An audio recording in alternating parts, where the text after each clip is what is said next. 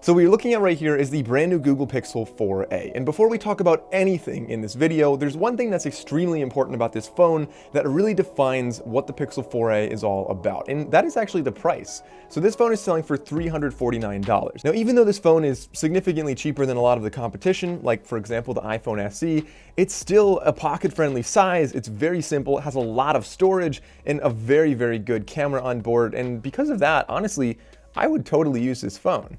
Now, of course, this phone is not a flagship phone by any means. It's not going to be your #1 phone for gaming and stuff like that. But you know what, actually, let's just get into this review so you guys can see what I'm actually talking about. Let's start off with the physical aspects of this phone.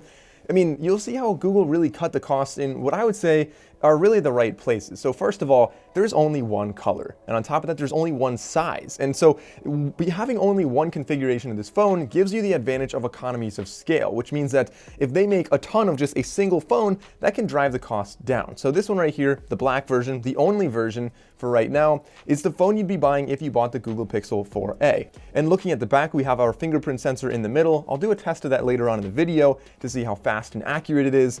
And above that, we have our small camera bump with a flash and a single camera. Now, although it looks like it might be a camera bump to house 3 or 4 cameras, this one, for some reason, is only a single camera. I'm not really sure why they chose that style, maybe just to look a little more contemporary these days. This does not have wireless charging on the back, which I think is a good move for a mid-range phone. If you're going to cut costs, it makes sense to take that out of there.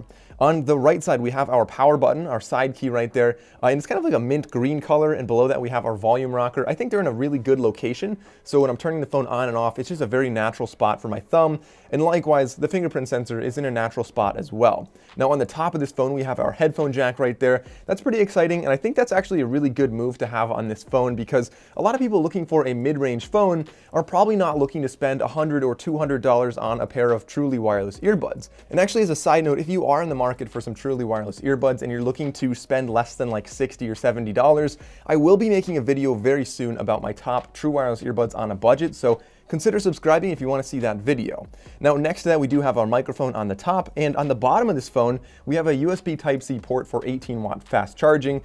Being that the phone battery in this is only about 3,100 milliamp hours, it charges really, honestly, fairly quickly. On the left side, we have our SIM tray. This does not have expandable storage, but for most people, you probably won't need that, being that it has 128 gigabytes of storage on board. Now, another thing on the bottom is it looks like you have dual speakers there, but you actually only have one speaker. It's very easy to cover up accidentally, and suddenly your volume is almost completely muted because while this does have stereo speakers, the other one is the earpiece on the top, which is really not that loud when you're listening to music or watching videos.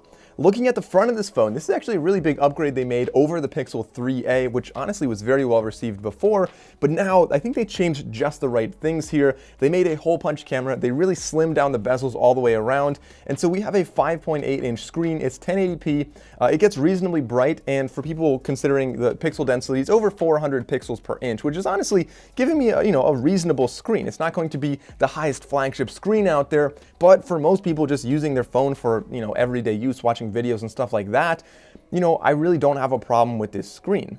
Looking at the design as a whole, the entire back, the entire body is just one polycarbonate piece, so you don't have any kind of seams. It should be pretty strong, pretty robust. On the front, we have Corning Gorilla Glass 3, so it should be relatively strong there as well. We don't have the squeeze sides on here, like I said, and the buttons are really, honestly, very clicky, so you can hear them, and they're pretty loud. Now, I mentioned the storage and the battery size of this, but let's get into some of the other internals with this device. Now, first of all, this has a Snapdragon 730 processor, which for those of you who are not familiar, there's like the 800 series, which are the flagship phones, and then the 700 series, which is kind of like just one below that.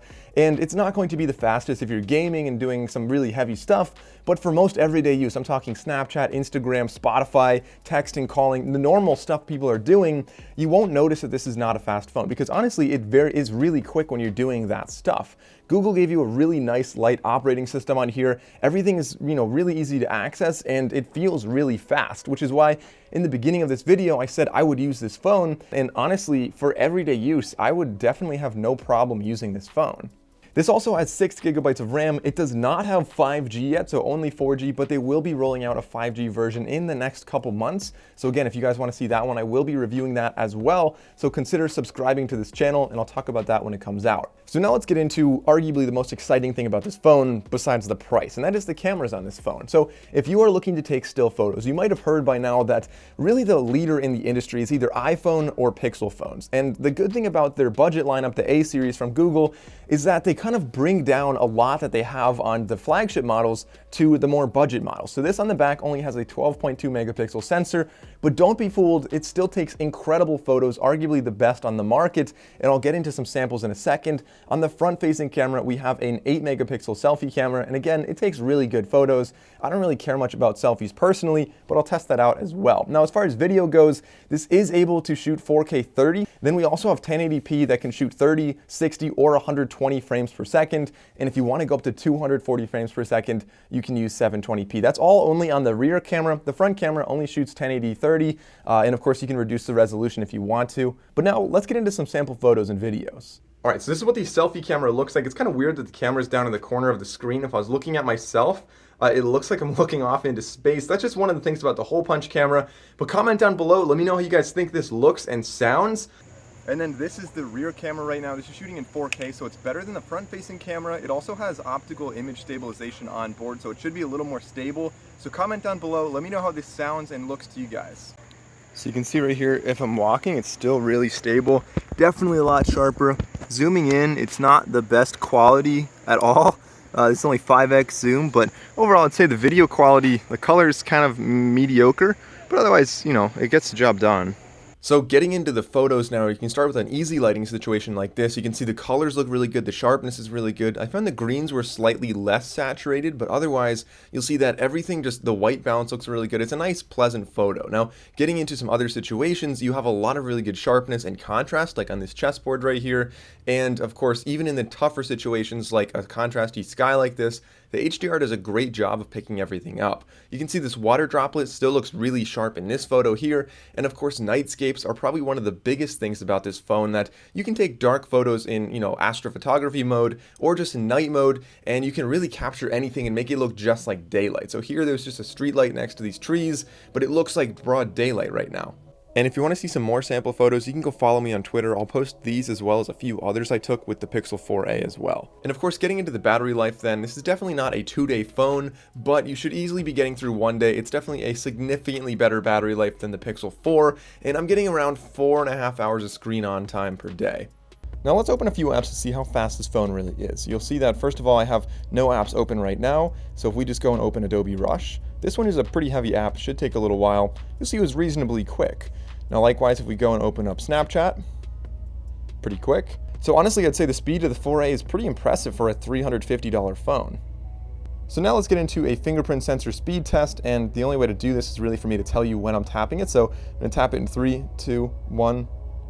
And that was really fast. As soon as you tap it, there's haptic feedback, and I find that it's definitely very accurate, very fast. As soon as I pick up the phone and I touch it, it just signs in almost instantly.